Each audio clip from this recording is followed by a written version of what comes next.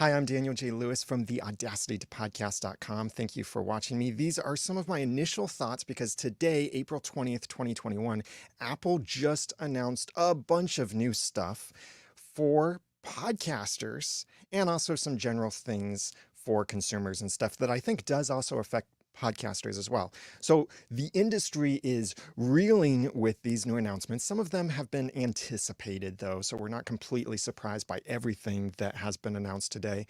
But there are some really interesting details to this and some things that I think you as a podcaster need to consider, especially in certain circumstances, that you need to take control of certain things, and some other thoughts that just some things I'm kind of wrestling with. So this is really off the cuff. This is my initial thoughts, my initial reactions to Apple's announcement. I'm also simultaneously streaming on YouTube and on Clubhouse. So I might have some people joining through Clubhouse or maybe coming in through YouTube as well to discuss this with me. And we'll see if anyone else jumps on. We might have some other people you might recognize jump on. But first, let me describe what Apple's biggest announcement was. I disagree with some of the headlines that they've used. Like they're using headlines saying Apple leads the next generation or the next chapter of podcasting with Apple Podcast subscriptions. I would actually say, no, they're leading the next chapter of Apple Podcasts with Apple Podcast subscriptions.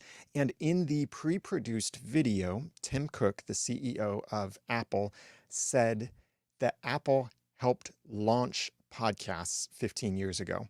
And Apple didn't help launch it. They certainly helped grow podcasts. And we do owe a lot to Apple because of when they included podcasts in iTunes 4.9 in 2005.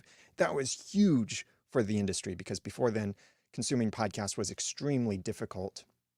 But now it's gotten a lot better, and there are so many other options that are also better and designed for different types of uses and such. So those headlines aside, there are some really cool things about this. So Apple Podcast subscriptions is going to allow you as a podcaster for people to subscribe to your podcast. Now, there's the first thing that I think is going to create some confusion for some people, but maybe help the general population who aren't as familiar with podcasts. We've known for a little while that the iOS 14.5 beta has changed the language for what you do when you want to get episodes automatically from a podcast. Previously, we would say subscribe to the podcast, and that was the word inside of Apple Podcasts, subscribe to the podcast. It's changing to follow. And other apps use the word follow, like Spotify especially was the most prominent app to use the word follow instead of subscribe, which does make it a little confusing for us to say follow the podcast on this platform, subscribe here. But there has been some research that suggests that when people hear the word subscribe, now this might not be for you or me, but when people hear the word subscribe, they're thinking pay to subscribe. Like you subscribe to Netflix, you subscribe to Amazon Prime, you subscribe to this, you subscribe to that. You're paying for these subscriptions. One moment, I need to type something here.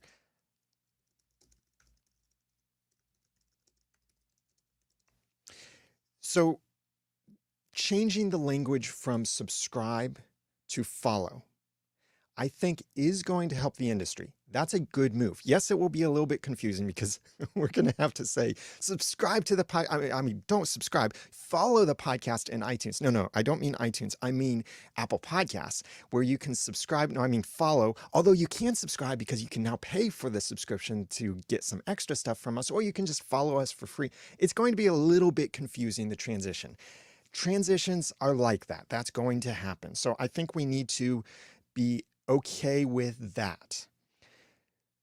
And I generally like this because when people hear the word follow, they know, or I think there's a much more friendly association with that, that if you follow something, you're following for free. Like you follow someone on Twitter, you follow someone on Facebook, well, right now you still subscribe on YouTube, but on Twitch, this is something else I noticed recently. I was a little confused because I'm approaching this from the perspective of you subscribe to podcasts for free.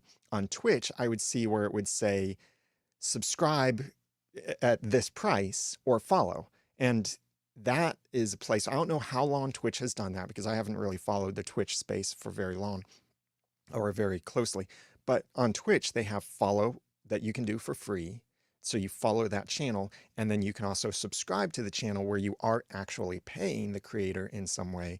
I'm not completely sure how that all works, but I do see that follow and subscribe being used simultaneously there on that platform. So I think this change is a good change. Now, what I'm going to do, we're live on Clubhouse and on YouTube, and anyone who wants to is welcome to come up and share their thoughts. I'm going to try and keep this conversation segmented. So right now, if you have some thoughts on this change from subscribing to following and that language, feel free to raise your hand on Clubhouse or on YouTube. And by raising your hand and joining this conversation, you are giving me consent to record you. So I need you to understand that by participating, you are consenting to be recorded since this is going in multiple places. I've got Tanner is on here. Tanner, welcome. Great to talk with you again. Tanner is coming up. So Tanner, what are your thoughts on this change from subscribe to follow? Well, at first I thought it was kind of a cool thing to do. I'm glad they did it. I think it's more in line. But now in retrospect, it seems silly that they did it because now they're causing more confusion. So they must have made the decision knowing this was coming and yet didn't see how that sudden change and then the reintroduction of the subscribe button, which I assume would be coming to denote between follow and subscribe, that would cause some. Maybe they should have done it all at once instead of one so before the other. Yeah, I feel like they are doing it all at once where they're changing subscribe to follow and also redefining what subscribe is. And that's where I think there will be some confusion because everyone who's been saying subscribe to us in Apple Podcasts, now people are going to say, well, there is no subscribe, or wait, it costs to subscribe to you in Apple Podcasts, depending on how the podcaster has set this up. Yeah, overall, I'm happy about the change, and I'm pumped about the monetization, but I know you're segmenting, so I won't jump in yet. Yeah. Mark, I'll bring you on too to share your thoughts about this change from subscribe to follow while also using the subscribe term as well. What are your thoughts, Mark? Well, I guess I should say actually, I guess I was curious what and maybe since you're segmenting, I was just curious what you would be paying for what your understanding of when it gets to the point where you pay for something, what are you paying for? Yeah, so I think that there's not a whole lot to discuss on just the term change. I think we can all agree that something that makes people understand what they're getting is good. And if it helps the general population to understand podcasts and how to get them for free, since most of them will remain free, I think that's generally a good thing. So we can move on from that. And by the way, side note to this is with the change to saying follow instead of subscribe, I think that other apps will start following suit. We already see in Spotify, it's follow. On Twitch, you follow. On social networks, we've seen the word follow since forever. So I think we'll see more and more podcast apps switch to saying follow. So I really suggest that we as podcasters also change to saying follow. And when I saw that this change was being made, I rushed a new feature that I wanted to do from mypodcastreviews.com, a new feature that will help you get more previously known as subscribers, now known as followers for your podcast, because the word subscribe gave me grammatical problems. I wanted a domain like subscribe to my podcast, that gets too long, something like that. So now there's followthepodcast.com. Check it out. Go to followthepodcast.com. Gives you a demonstration and overview of that new feature that's added to My Podcast Reviews. So My Podcast Reviews helps you see all of your reviews, engage with your audience, helps you get more reviews with the lovethepodcast.com page, and now helps you get more followers for your podcast with the followthepodcast.com page that you get. And it's all included with your account, all of those features. So this new thing is Apple Podcast subscriptions. And I want to read from their press release on apple.com. They say Apple leads the next chapter of podcasting with Apple Podcast subscriptions. Major updates to Apple Podcasts make discovering and enjoying podcasts better than ever before. Starting in May, listeners in more than 170 countries, there are 175 countries currently that have Apple Podcasts, and regions can sign up for premium subscriptions that include a variety of benefits curated by creators. Now, whenever they say creators, that's you, the podcaster. You're the creator in this case. So you get to decide what these benefits are for your audience. And as a podcast follower, you can see what benefits your favorite podcasts offer if they offer paid subscriptions or premium subscriptions. It continues, it says, such as ad-free listening, access to additional content, and early or exclusive access to new series. Listeners will be able to enjoy premium subscriptions from independent voices and premier studios, blah, blah, blah. Continuing on, skipping down to the next portion of this. Let's see, it says... Okay, so that's the main big announcement, and a lot of people raving about that. Some details about this, and then I can bring some others on, or others can unmute who are already on the panel. Apple Podcast subscriptions will be available to listeners in over 170 countries and regions in May. That's probably with the releases of iOS 14.5 is my guess. Specific software requirements for Apple Podcast subscriptions and channels will be shared ahead of availability. Right now, that's everywhere you can get the Apple Podcast app, probably. Actually, they say here, a couple points down in their pricing availability, they say listeners will be able to access the enhanced search tab. No, sorry, that's something else.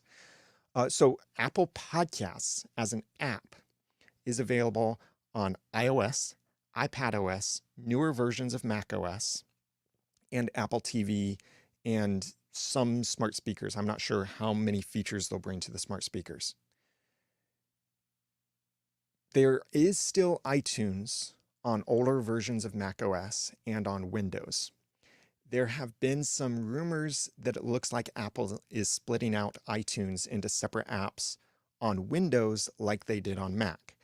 Older macOS versions are probably not going to be touched. So it will still be iTunes on older macOS versions, but it's currently still iTunes on Windows. That will probably change.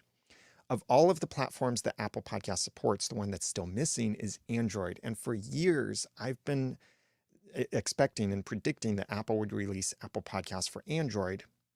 Now it makes financial sense for them to do so because they will earn from everyone who used the Apple Podcasters program, which is what you have to subscribe to as the creator for $19.99 a year. That's $19.99 per year, US dollars, to be part of that program and then to be able to offer Apple Podcasts subscriptions.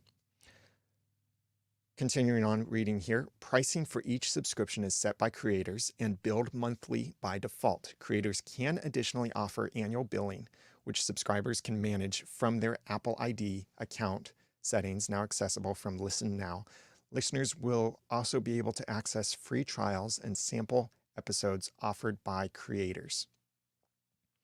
Through family sharing, up to 6 family members can share a subscription. That's cool.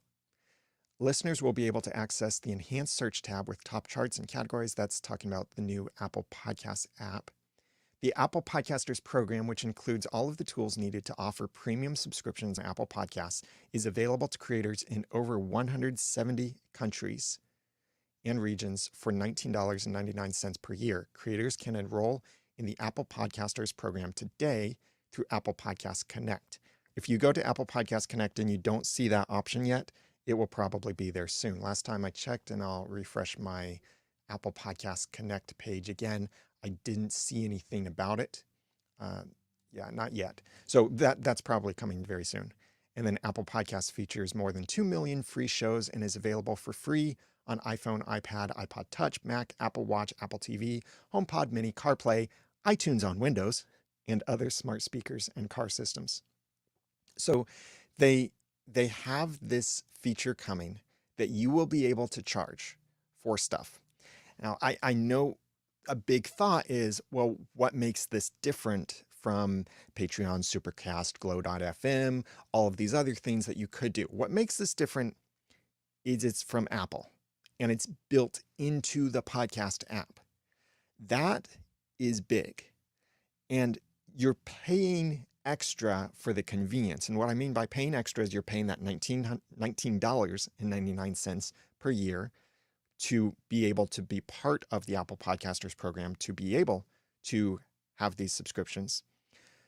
You're also paying a fee for each person who subscribes to your podcast. Subscribing now mean that they're paying for your podcast if you offer that option for them to subscribe, to pay to subscribe to your podcast.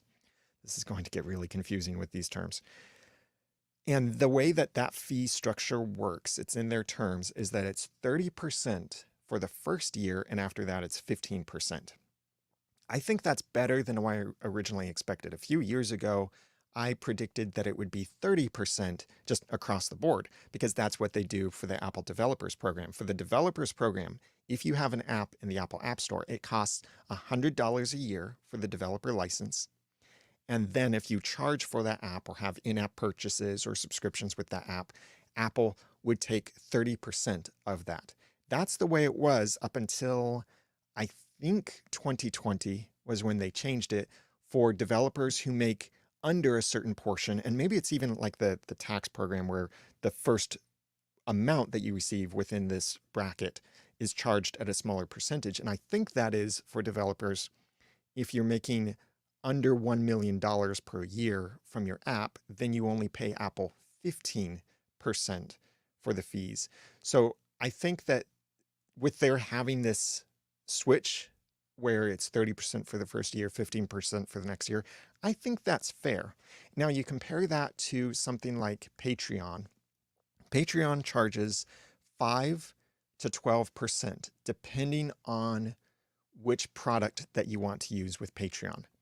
And that's 5 to 12%, 5, 8, and 12% are their different levels for Lite, Pro, and Premium, respectively. That is in addition to the payment processing fees, which are usually 2.9% plus 30 cents per transaction. So if we look at this from the highest fee on Patreon, you're paying 12% from Patreon, 2.9% with your credit card, processing fees, 30 cents per transaction. It's about 15% with the highest level of what you can get from Patreon. Now that's on Patreon. So you have to tell people go to Patreon, which I don't recommend you ever tell anyone to go to Patreon because then you're using a brand name and you're tying yourself to that brand name. So instead you tell them visit myawesomepodcast.com or whatever your podcast domain is, /support/hero/join/sponsor/member/ whatever term you want to use. You use that to describe it and that can link to it. But then you have to set up that stuff. You have to link to it. You manage it in two separate places. So what Apple is doing here is they're giving you a convenience, both for you and for your audience. So instead of you're telling your audience, go to this website, do this thing, then you have to resubscribe to this feed or all of that stuff, Apple is tying all of that into the Apple Podcasts app, making this a much more unified experience for you and for your audience. So you would manage this exclusive content through the Podcast Connect website and the Apple Podcasts, what did they call it? The Apple Podcasters program that you're subscribing to for about $20 a year is where you manage all of that content.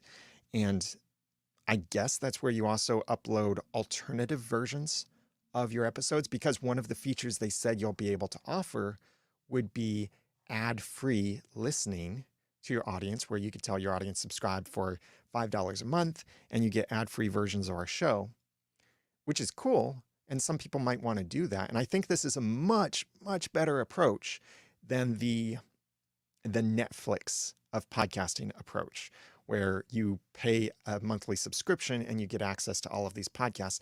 I really don't see that working for podcasts, because podcasts are a bottom up, a grassroots development of this new media, not a top down approach like Netflix and Hulu and all of these other places have been. So I think listeners to podcasts are probably more interested in supporting the creators than subscribing to some company to get access to stuff. But anyway, back to what I was saying. If you're making an ad-free version, that means you have to have two versions of your episodes, the version with the ads and the version without the ads. How this ties in with dynamically inserted ads, I don't know, but most likely it's going to be something where you have your normal RSS feed that you're giving Apple, and that has whatever episodes you normally put out with your ads that are either baked in or dynamically inserted, or even programmatically dynamically inserted. And then on Apple, you would have the ability to override a particular episode's media file so that you could include that version that has no dynamically inserted ads, no ads baked in or anything like that. An odd thing with that, though, is that would mean the download stats would probably not be tracked by your hosting provider, unless Apple says something. Well, it really depends. Where are you uploading your ad-free version? If you're uploading your ad-free version to your hosting provider, that means you need twice as much hosting upload space, not download space, because someone who subscribes to your podcast, the paid version, would be getting those paid for episodes instead of your free episodes. So I think the bandwidth usage would be the same, but upload usage would be different. So it'll be interesting to see how the upload capped providers like Libsyn and Blueberry work with this. Buzzsprout, I think, is also upload capped, as opposed to the download capped or download limited providers like Captivate, for whom I'm an advisor, and some of these other places. Spreaker is also download capped, I think. Um, or no, Spreaker's a little bit different, but some places are download capped, where you pay based on how many downloads you get. You don't pay based on how many uploads you make. So alternative versions of your episodes, access to additional content, early access for an exclusive access to new series and stuff. It sounds like, and we've been discussing this in some other podcasting industry circles, it sounds like there are going to be ways that they can enhance your RSS feed. So that opens up a new question. Is this only for Apple Podcasts? But before I move on to that, Tanner, Mark, anyone in the chat room, anyone on Clubhouse or in the chat room, you're welcome to chime in. Any questions, anything you want to point out that you've noticed? Tanner, what do you think? Oh boy, Daniel. You have just, like, as a person with ADHD, I'm sitting here like, don't forget these 6 things you just thought of as Daniel was talking. I think that this is a podcasting domination move, what they've done, and I don't know that anybody's realized it yet because it's only just happened. First of all, when we go and we list our podcasts on Google Podcasts, the reason we do that, or Spotify, the reason we do that is because there are users out there that don't have Apple Podcasts, right? First and primary is Apple Podcasts. That's where everybody goes. That's the place that popularized podcasts. I agree with you that they're using a strange wording there to say they launched it. That's very unfair to the people who actually did create what we call podcasting. I think that's unfair, and good on you for pointing that out. But that notwithstanding, they popularized it, and they're the forefathers, let's say, of the medium as we know it today. So also, they have access to this entire infrastructure of payment systems. I mean, they have their own bank card now, for goodness sake. The reduction of friction in the funnel between free listener to paid listener is now almost non-existent to anybody who uses an Apple device. So they're the primary place that most anybody who would pay for a podcast is gonna be using it. The most likely users to convert on in-app purchases for things like, I mean, just through the roof on iOS devices. Apple in general is really good at reducing the friction in that funnel for people to make impulse purchases. So that's going to be huge. And you talk about ad-free versions of podcasts versus ad-free version versus ad-present versions. And it's like, well, what's stopping Apple Podcasts from doing dynamic ad insertion themselves? Mhm. Why couldn't they do it? I think that and then the last thing, because I don't want to prognosticate too much here. I want to have some time to think about this, the same as you've had some time to think about it, Daniel. But the number one thing that makes podcasts difficult to monetize, and the reason that ad insertion is even a thing that we all aspire to have enough listeners to make that make enough financial sense for us to really put in the work to grow the kinds of numbers we need to make a full-time living as a job doing podcasting strictly off ad revenue, is because the conversion rate for podcast free listeners, subscribers, like 1 to 3%, Yeah. usually sub 1% for most of us. And the reason it's so low is because podcasts are free. Well, if the granddaddy of podcasting as we know it has just created an environment where they don't have to be, they've made it more likely that more podcasts will not be free. And I think that that will impact that conversion rate, and I think it will increase it and make paid podcast listening, I should say, more normalized in the podcast environment. And I think that for creators, that's good. So Yeah. I'm very excited about this. I don't know if I could say enough. Yeah, I think I totally agree that for the industry, this does certainly make a lot of things easier for us. And the whole ad approach, like for the Audacity to Podcast, yes, I had some sponsors in my very early days for my own podcast, the Audacity to Podcast, a podcast about podcasting, in case you're not familiar with it. Uh, More recently, in the last few years, now I haven't been very active with that podcast due to life, but um, I've often said I can't afford to have a sponsor for that podcast because a sponsor would pay a certain amount per 1,000 downloads per episode. And looking at my latest episode, which I released uh, almost a month ago, again, I've not been able to be very consistent, and so I've lost a lot of subscribers. But my latest episode, published on March 27th, received 2,700 downloads according to Blueberry's stats up to this date. So I have 2,700 downloaders for that episode. If every one of those could be monetized via sponsorship, via like a $25 CPM rate, then that would be a little more than $50 per episode, closer to about $60 per episode. So that's just not worth it to me. But through the products and services that I create to help podcasters, like my podcast reviews and other things that I create, WordPress plugins and courses and things, those things, the business that I run is providing a full-time income for me. Even now, when I'm a full-time single daddy to a toddler, the business is providing for me far better than a podcast sponsor could have.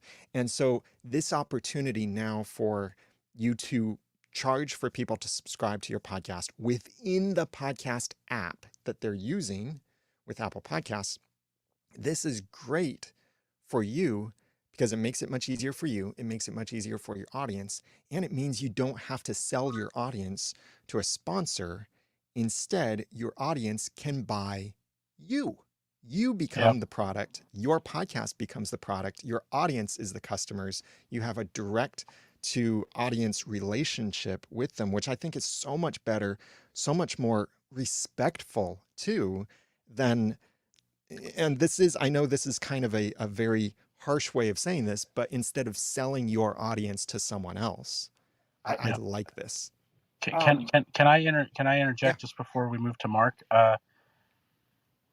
14.5, right? That's supposed to be this month. I think it's supposed to hit before April. The changes that Facebook ads has made to adjust for the privacy things that 14.5 will limit in Facebook pixel tracking. And now hearing about this and the Apple Creator Program and this $20 a month, are we about to gain the ability to put a Facebook pixel on the Apple side of things to actually finally understand our demographics? Wouldn't that be killer? That would be interesting, but I don't think Apple would allow that. There are some things in the Podcasting 2.0 initiative, which I think is the truly next chapter of podcasting. There are some things there to potentially offer some better demographic tracking and some other stuff while still respecting privacy. Um, but I just don't see Apple playing either of those or incorporating either of those into podcasts, whether that be pixel tracking or the podcasting 2.0 spec for this kind of stuff that we're trying to build in. I just wanted to throw in there the whole the dynamic ad insertion thing. You almost wonder if, because like you were in your lead up to this, Daniel, you said you talked about do podcasters need to have two RSS feeds now, one with so they can submit an episode with ads and then one without ads, and how would that work? I almost wonder if companies like Apple don't just think of things on the fly, right? They've got things, they know what's going on. Tim Cook knows what's going on, a year from what they're planning to do a year from now. So you almost wonder if that's like they're just kind of like, okay, let's get this started, and then you know at some point they're going to say, oh, now we're doing dynamic ad insertion, like Apple's doing it. And what if they stop allowing third-party apps to scrape to build out their like Overcast lives off of the Yeah. podcast store? What happens Yeah. if a change comes that gets rid of that? Yeah, that's definitely a big concern among many people. I don't think it has as much legitimacy to the rumors because I see there's certain things I can't talk about with that, but I don't think that's going to happen for a while. It could happen someday, yes, but I don't think it'll happen for a while. I also see Brendan joined us, and Brendan, by participating in this conversation, you give me your expressed consent to record this because this is also going out on YouTube and being recorded. So if you don't consent, Perfect. then disconnect. But otherwise, what are your thoughts, Brendan? Well, so I've got a couple thoughts. I just signed up for the podcast Apple Podcasters program, gave them my $20 and all of that jazz. It reminds me a lot of the Apple Developer Program, and it Mhm. really feels like that is how that is. But when you were talking about how the ads work or how ads work in general versus your own business, I think that this is going to further drive down the CPM rate of podcast ads because as your most engaged listeners get a feed without ads, those are the people who are going to buy what you tell them to buy. And if they never hear that ad, they're never going to go to Casper and buy a new mattress. And so Casper says, oh, yeah, the conversion rate's not as good as it used to be. We're going to require more downloads for that same amount of money. And so this is a shot across the bow at podcast advertising, although I don't think people realize that yet. I think that based on just how like Patreon and Supercast and those other sites work, I think Apple will give you and this is I'm sure this is part of the reason they are saying it's a $20 fee. Apple's going to give you a place to go upload your ad-free episode and to upload your additional content. And the people on those tiers will get access to it. And I'm hoping as a podcast listener that the Apple Podcast app will be smart enough to say, oh, he subscribed to this podcast, so he gets this episode. Because I subscribe to a lot of podcasts on Patreon that I never put the ad free feed or the early access feed in Overcast because it's just a pain in the butt to go and get that feed and put it in there. And so I'm really hoping that Apple just takes all of this friction out of there because they can, because they're first party. But I'm really interested just to see. I mean, just signing up for the podcasters program was friction free. I can't imagine the conversion rates to your subscription programs will go down. If anything, they're gonna go up because of how little friction Apple Pay has for things. So I think this will be a big change for podcasts in the fact that it's changing the culture of podcasting and the listener behavior and podcaster behavior. So this is going to be an interesting future that we get to participate in and play along with. For what it's worth, I think Brandon's 100% on the money, Daniel. I think he's shot across the bow is exactly the way to describe this. It's a big move. Yeah, there are so many podcasts, the big podcasts. We're talking, millions of downloads per episode that make their money from advertisers. But the whole advertising industry is going through some interesting transitions with the whole privacy stuff, initiatives, and privacy respecting and blocking in certain areas and such.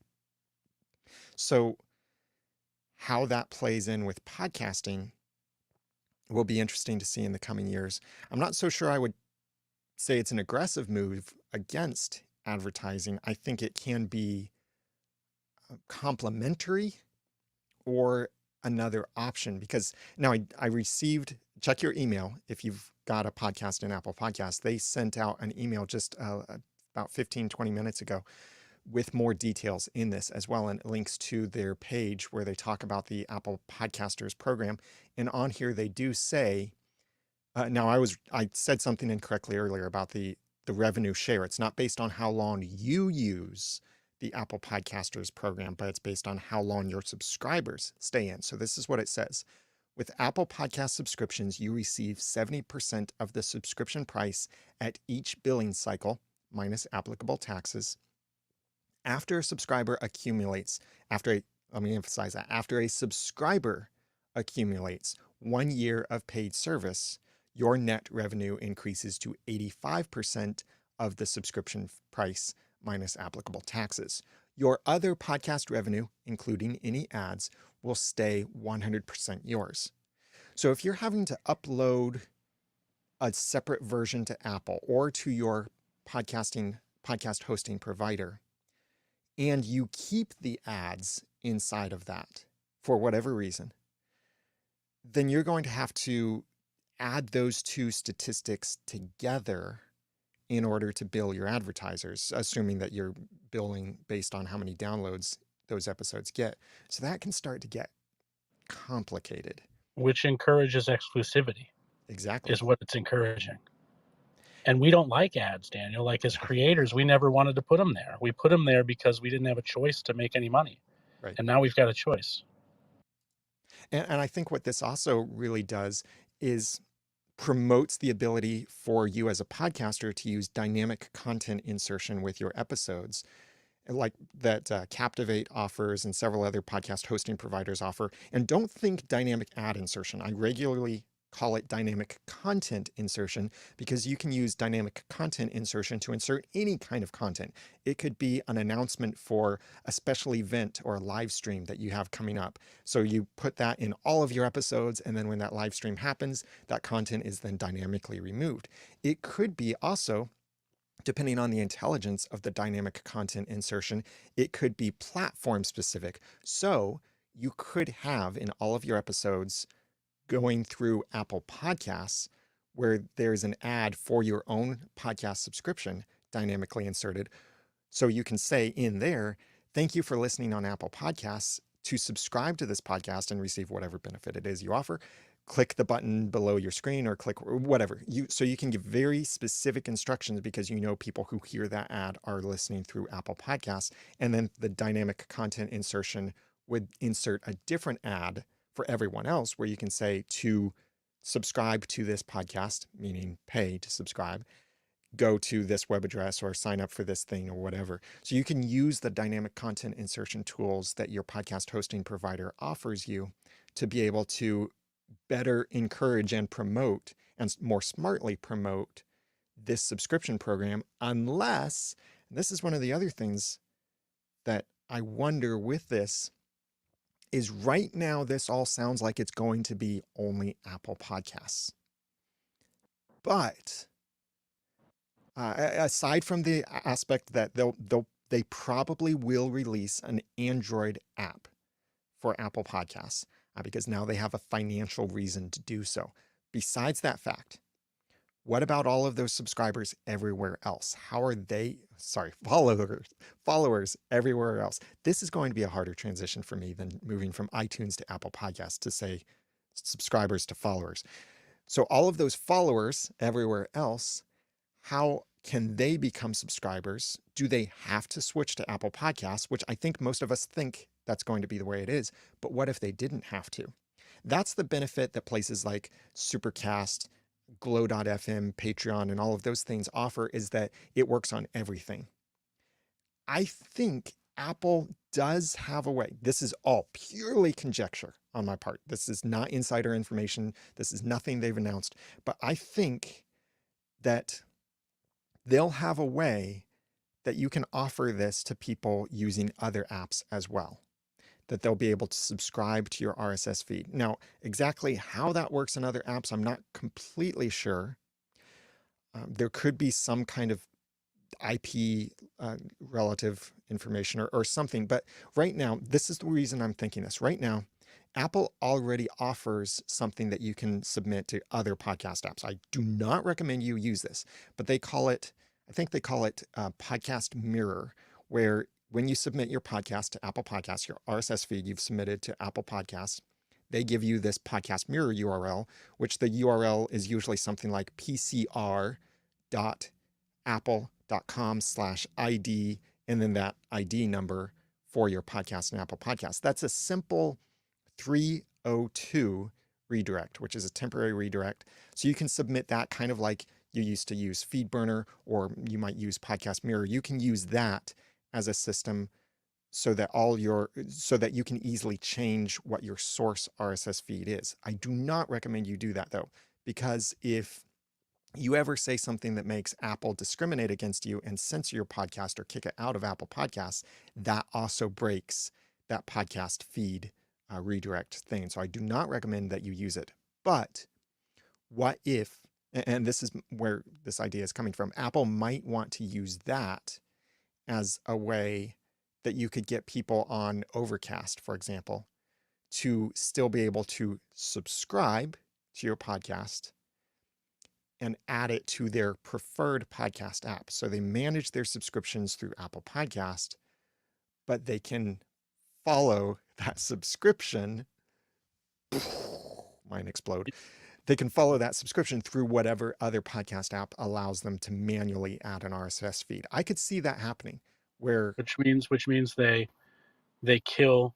This is a called shot, Daniel. I want to be right so bad because I've wanted this to happen for years. I think they bring the delivery in-house, walled garden, kill RSS the same way they killed the headphone jack, and they make the first move to do that. I think it's way overdue, and I hope Apple does it. yeah, When you say kill, just to clarify what you're saying is instead of having a libsyn, you mean you upload to Apple. Yeah, I do. Yeah. I'm not sure if they'll go that route. The cost for such would be a drop in the bucket for Apple.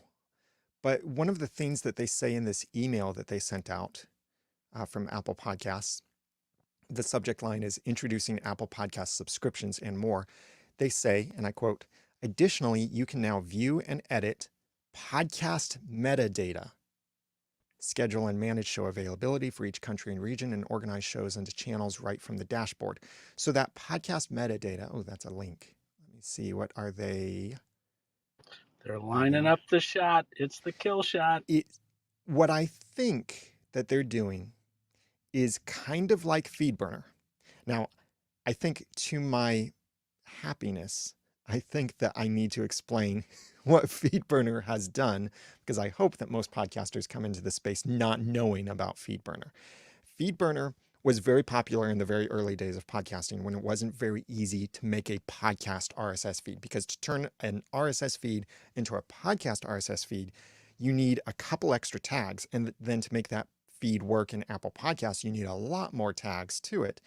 FeedBurner provided a tool where you could take a feed from Blogger, for example, where you just post your blog post and you have an MP3 file linked inside of that blog post. FeedBurner could turn that into a valid podcast RSS feed. There are other benefits it provides too, like caching your feed, giving you a URL that you can use, and then you can change the source for that. There are a lot of other things that FeedBurner can do, but primarily, and I do not recommend FeedBurner unless you absolutely need it. I do not recommend FeedBurner. Certainly, I don't recommend their SmartCast feature. I don't recommend you let them change your RSS feed at all. They might be updating some stuff soon, but anyway, what FeedBurner could basically do is add things to your RSS feed and enhance your RSS feed. That was the main purpose of it when it was created. I wonder if Apple is going to do something similar. Like they say that you can edit your podcast metadata, it sounds like there's going to be a way that you can augment your RSS feed with extra data from Apple Podcasts. So I don't think it's killing the RSS feed. It's it's changing things about it. Now, on their page where they say update your podcast metadata, it says metadata is the information that describes your podcast. Some things like the title and author name you probably already know. Other things like description and category should be carefully considered from the perspective of a listener. Providing accurate metadata helps your show appear in relevant user searches and attracts listeners. How to update your metadata via RSS feed. You can change your podcast metadata at any time by updating your podcast details with your podcast hosting provider or updating the metadata tags in your RSS feed. So that is what we've done until now. I'm glancing over this. Our Hey, system, Daniel, now it, something that I just go noticed ahead. in there in the account having to do with metadata. So I'm looking at my podcast, Apple Podcasters account, and under details, there's a tab that says people. And I'm sure this is how they've been letting certain podcasts feature who their guests are and who their people are. We can go in and put in this podcast has these people and Mhm. put our headshots in there, and that's some of the metadata that I'm sure that Apple's like, this is what you can put in there now into your feed that none of the other players are going to know how to deal with or even care about. Yeah. Here's the killer thing, and that's similar to what you're seeing. How to update your metadata in Apple Podcast Connect. If you created your show or episode in Apple Podcast Connect, you can edit the metadata in Apple Podcast Connect. Select a show or click the episodes tab from your show page to select an episode, make your edits, click save. Updates appear on Apple Podcasts within 24 hours. So it sounds like that might be only for things that you create in Apple Podcast Connect, not in your RSS feed. Okay, I just dug into it a little bit deeper, and it's actually letting me, like, adding people would let me put roles like admin, legal Mm-hmm. permissions in there as well. So you can have a team work in your Podcast Connect now. That's interesting. Yeah, that's very handy, especially being able to give other people access because the way that Podcast Connect works is it's tied to your Apple ID. And so if anyone else needed access, the only way to give them access would be give them screenshots or to give them access to your Apple ID.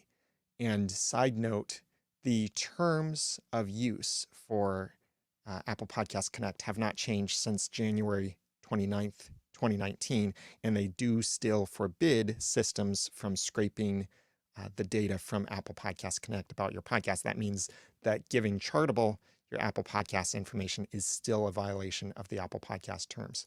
Side note there. In the chat, I've got a few comments here I wanted to read. Geek Homeworld said, very interesting conversation. This gives me much to think about. The future of podcasting. Content is always king. This approach, Apple sounds like an attempt to build the Joe Rogan type. I hope my favorite podcasts don't get locked behind a paywall.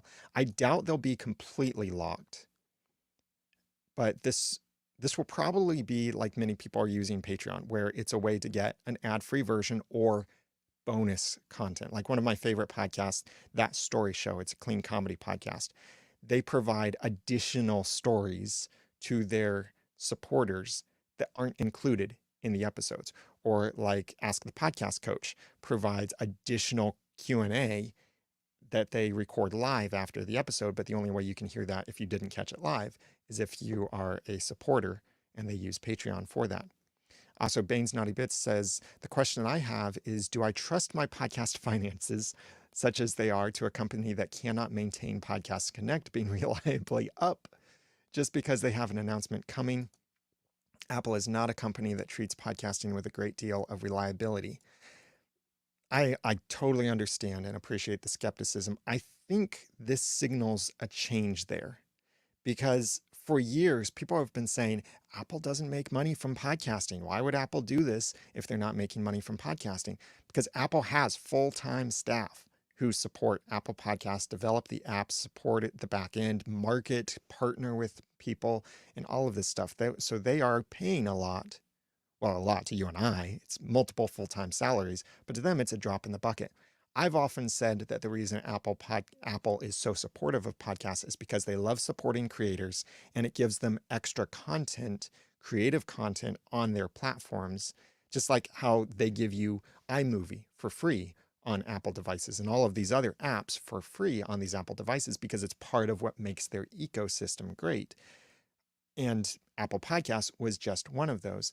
Now that they have a way to make money from it, the $20 a year from podcasters who use this, which $20 a year, that's nothing to Apple. Realistically, it's probably $20 a year just to make sure that you and I are serious about it and not wasting Apple's time.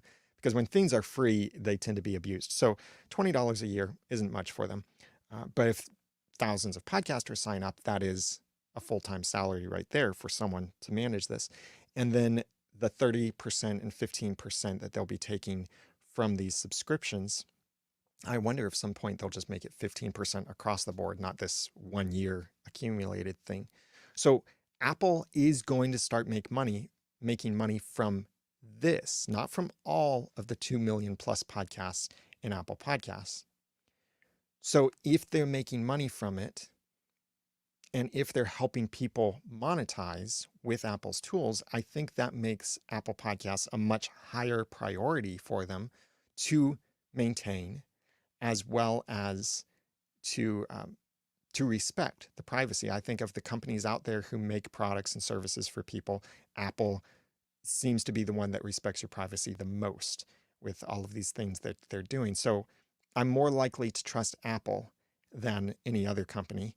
And one of the other things, and this affects maybe literally a handful of podcasters out there, I'm not sure if everyone sees it, but when I log into my Podcast Connect account, I see an announcement across the top because this does affect me. Maybe that's the only reason I see this. It says iTunes Site Manager is being decommissioned. At the end of May, all shows will migrate to the new Apple Podcast Connect. So it sounds like they're shutting off old systems and really focusing everything on Apple Podcast Connect. And thus, maybe it's because they've had to maintain these multiple systems in the past that there were some stability issues. So maybe this new system, especially since they're going to be making money from this and helping people to make money, maybe it's going to be a lot more reliable, a lot more stable. That's my hope. I also hope that they make this a lot easier to join because I don't know if you've run into this recently, but the process for actually submitting a podcast to Apple Podcasts is not as easy as it would seem. You don't simply make an account and submit your RSS feed. You have to go through this verification that, if I've got this right, it's basically you make your Apple ID account, then you have to use iTunes or the App Store to add a credit card to your account, even though you're not charged for anything. The credit card is a way to verify your identity or verify that you're not just a bot or something like that. And then you can sign into Apple Podcast Connect in order to submit your podcast. I hope they simplify that. And it seems like they might be working on simplifying that if they haven't already, because when I logged into my Apple Podcast Connect account today, it asked me something when I first logged in. It displayed the terms, which haven't been updated in 2 years, but it asked me to give my account a name, and it asked me whether my account was an individual account or a company account.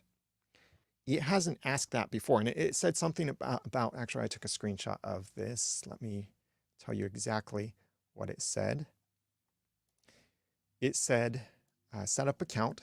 We've linked your account in Apple Podcasts Connect to the Apple ID you use to log in. To finish setting everything up, give the account a name and let us know if this is an individual or a company account and agree to the terms of service. Again, terms of service haven't changed. So it had my Apple ID there. So I wonder if that's a signal that they've already changed that whole verification process. And I see Jennifer Ebling wants to come on she's raising her hand here, so I'll bring her on in a moment. And a reminder that if you have your hand raised and you join us, then you are giving your consent to be recorded, because I'm simultaneously streaming this and recording this to YouTube as well. And who knows, maybe this will even be a podcast episode. So I will bring Jennifer on as well, and she can jump in when she's ready. While So Jennifer's jumping up, go ahead. that portal looks very much, and I mentioned this before, just like the Apple developer account. and whether you're a person or a company depends on whether you're giving them a social security number or an EIN Yeah. for their verification and their payment and their uh, tax forms that they have to fill out. So it really does feel like, and especially with the 70 and the 85% of your totals, very much feels like they are setting this up just like the Apple developer account so that they can pay you. Yeah, Apple Podcasts Connect has felt like it's been following the developer Connect platform a few years behind it. So what you see happening with developers probably makes its way to Apple Podcasts eventually. Jennifer, what's on your mind? Oh, sorry, Daniel. Question for you about channels, how you see channels working, and also if you guys have explored it all where you go into Apple Podcast Connect and it talks about agreements, tax, and banking. Wondering if you've set up any of those um, forms that are available now on Apple Podcast Connect.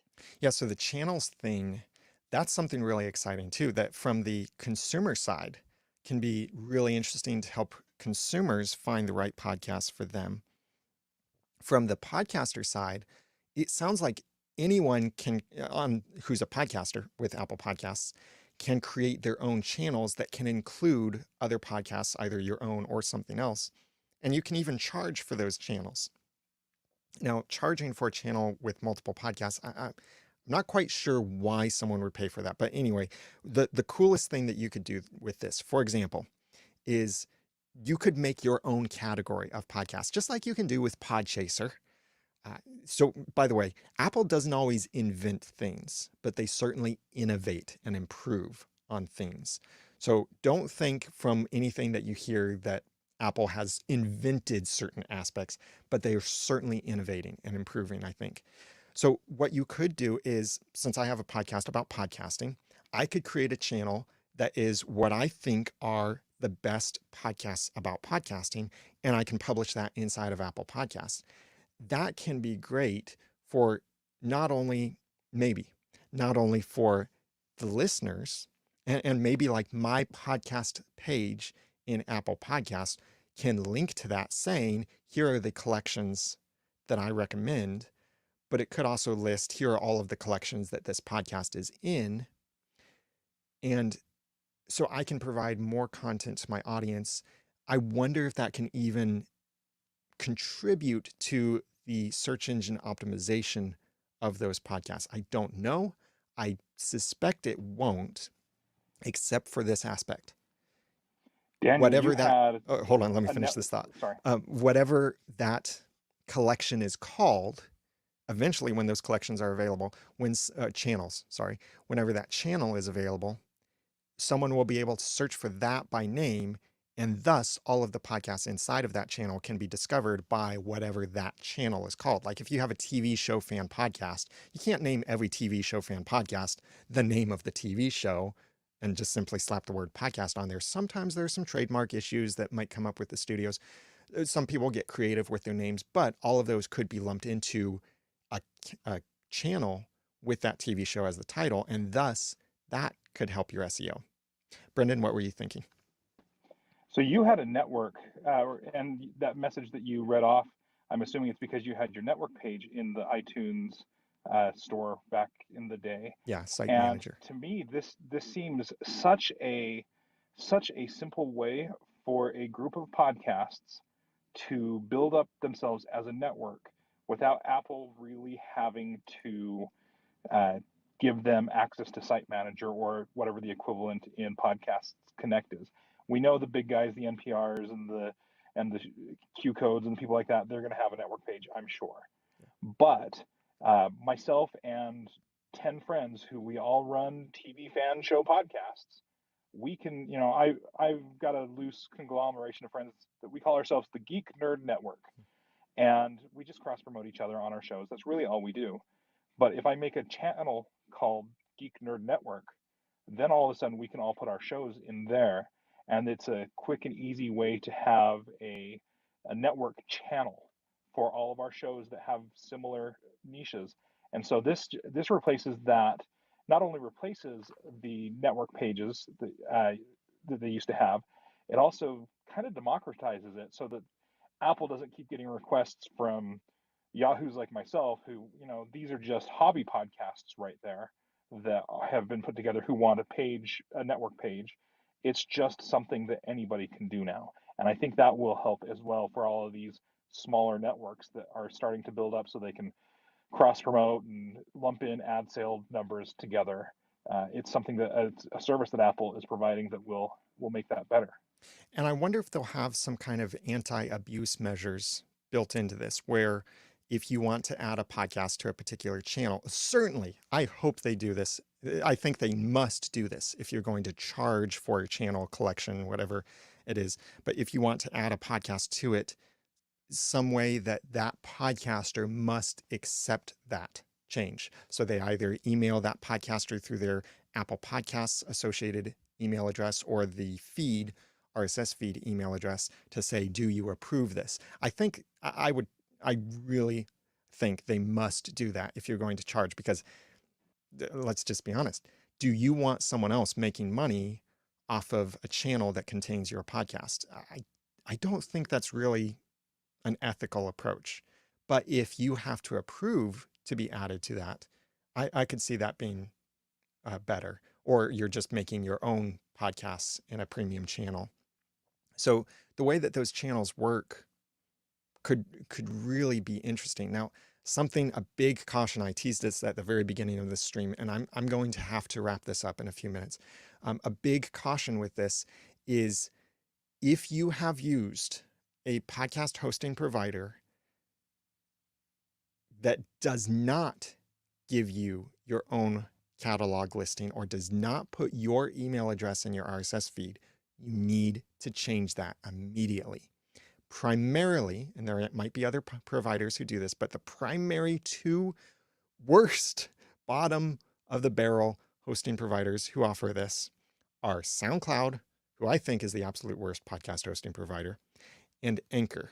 SoundCloud's fault is they default to their own RSS, or they default to their own email address in your RSS feed. That's a simple option you can go switch. Anchor does the same thing. They default to their email address in your RSS feed, but you can switch that to your own email address. But what Anchor does that's actually worse than SoundCloud's at the bottom of my list for other reasons. But what Anchor will do, if you don't stop them, or you don't, if you could accidentally bump this button and this happens, Anchor submits your podcast to Apple Podcasts and a few other places for you. And while you own your content, they will own your podcast listing in those places, not your podcast, your listing, your directory listing. They will own it. There are some processes you can go through to reclaim ownership of that. And you can search the Anchor documentation for, I think if you just search for Apple Analytics, there's a page there that describes how to reclaim ownership of that.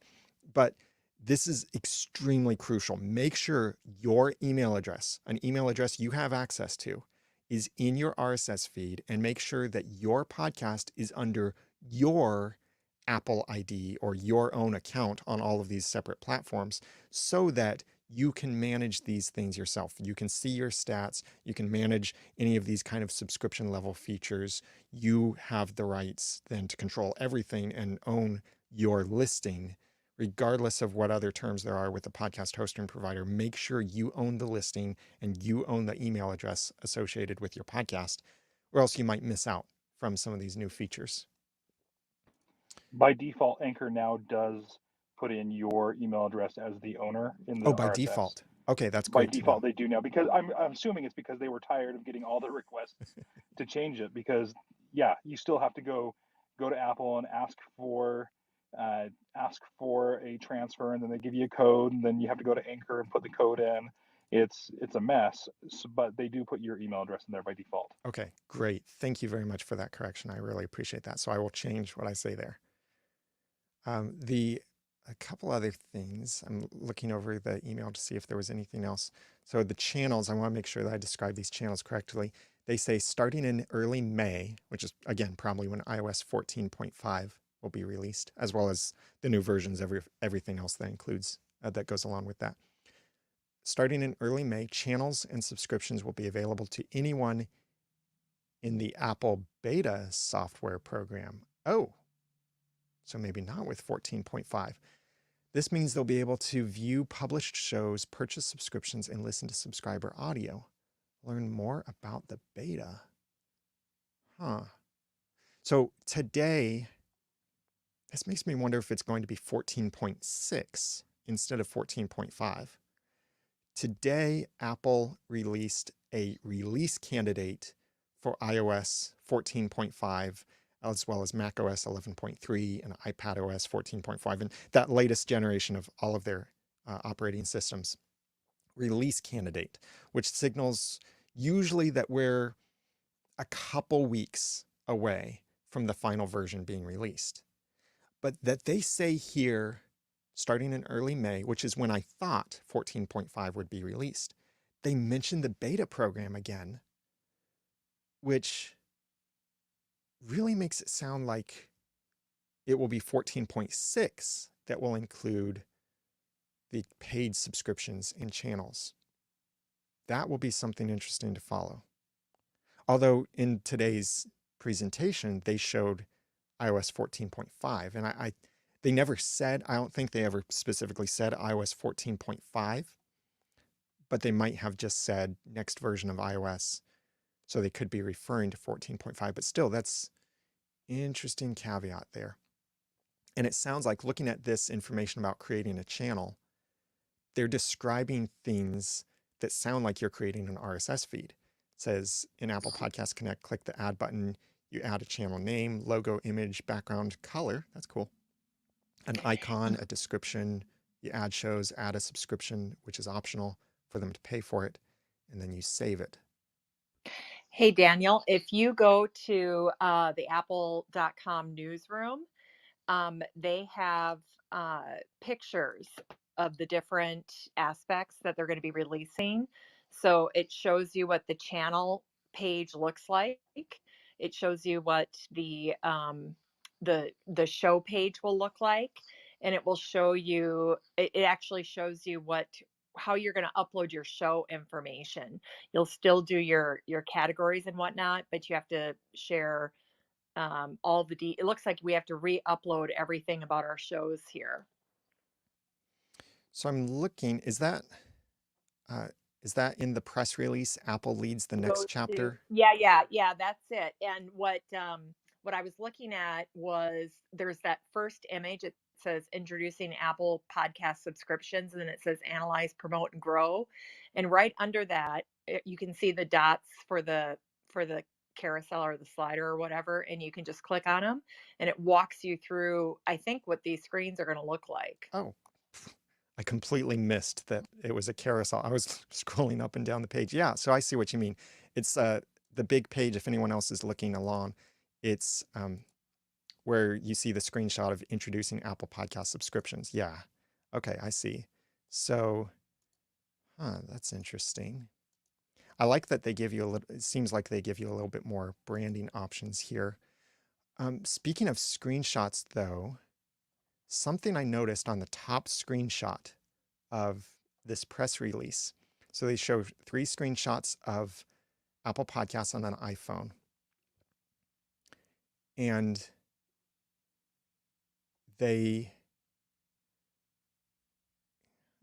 I'm sorry if this doesn't make sense what I'm about to say, but the middle screenshot is what's standing out to me because it mentions Luminary.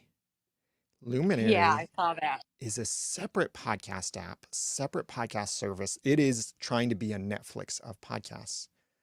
So it looks like, and this could make Luminary finally profitable. They've been losing money a lot. It looks like what Luminary might be looking to do is creating a channel. So this is probably more what the subscribing to channels is for, is if you want to offer exclusive shows. Yeah, okay, that makes sense. So even though they're saying Luminary, I think we could replace that with the name of anything else, anyone else. It's not like Luminary is now integrated into Apple Podcasts. It's probably Luminary is going to add their exclusive shows to Apple Podcasts, and you can get them by subscribing to this channel, because underneath the button it says the button says try Luminary free, and Luminary is the network or the artist for this particular podcast that they're demonstrating, the Midnight Miracle. And underneath that button it says 35 shows, 7 days free, then $5.99 a month.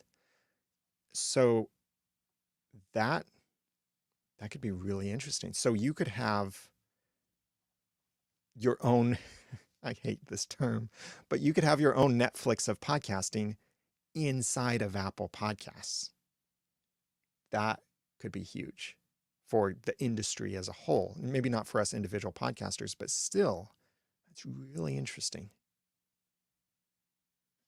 And Luminary is available on Android too, so that's one way you could be available across platforms. Well, yeah, if you were partnering with Luminary, certainly, yeah, you could be in both of those. And that does also demonstrate that for any provider, for a podcast provider, they could have subscription options on other platforms that aren't tied in with Apple Podcasts. But what I really want to see, and I think we will see probably this year, this calendar year, is Apple Podcasts on Android.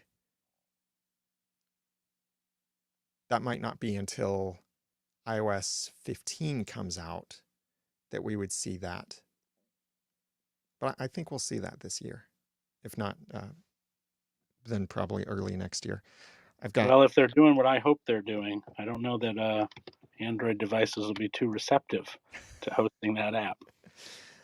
I don't know, because I think a Daniel, lot of consumers get frustrated when they hear, sorry, Jennifer, I'll get to you in a minute.